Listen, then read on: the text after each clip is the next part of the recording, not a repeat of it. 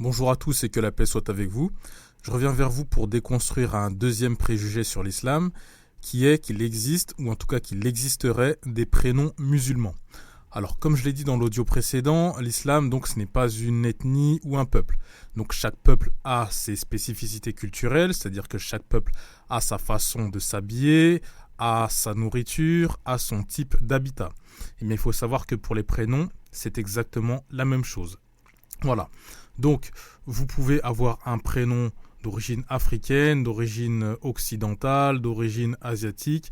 Ça ne change absolument rien. La personne qui se convertit à l'islam, donc, devient musulmane sans condition. Alors, bien sûr, donc tout ça pour dire qu'il n'y a pas de prénom musulman en soi. Ou alors, on peut le prendre à l'envers, c'est-à-dire que tout beau prénom est musulman. Alors ce préjugé, il vient d'où?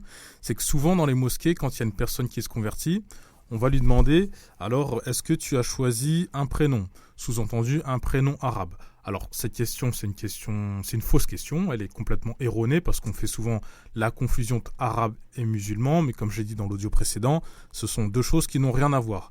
Donc Kwame ou Jean-Pierre qui se convertit à l'islam reste Kwame ou Jean-Pierre, tout simplement.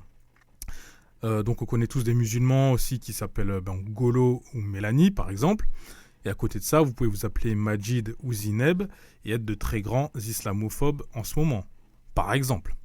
Alors, pour finir, je vais juste vous citer deux hadiths, donc deux paroles du prophète Mohammed, paix et bénédiction de Dieu sur lui, qui a dit ceci en ce qui concerne les prénoms. Il a dit, dans cette première parole, « Vraiment, vous serez appelés au jour du jugement dernier par vos prénoms et les prénoms de vos parents. Choisissez donc bien vos prénoms. » Et le deuxième est celui-ci. C'est un droit de l'enfant sur son géniteur, le fait que celui-ci l'éduque bien et choisisse bien son prénom. Voilà. Donc, je vais m'arrêter là. J'espère avoir été clair. Donc, j'ai été court, mais je pense que c'est pas un sujet qui nécessite des heures de débat ou des heures de conférence. Donc, il n'y a pas de prénom musulman. Chaque peuple a sa culture. Et bien sûr, des personnes qui ont un enfant qui sont de confession musulmane peuvent leur donner le prénom qu'ils veulent, quelle que soit l'origine du prénom. Voilà, à condition bien sûr qu'il n'ait pas une connotation un petit peu obscure. Alors, sur ce, je vous laisse. Je reviendrai vers vous prochainement pour un troisième préjugé à déconstruire. Et je vous dis à la prochaine, si Dieu le veut.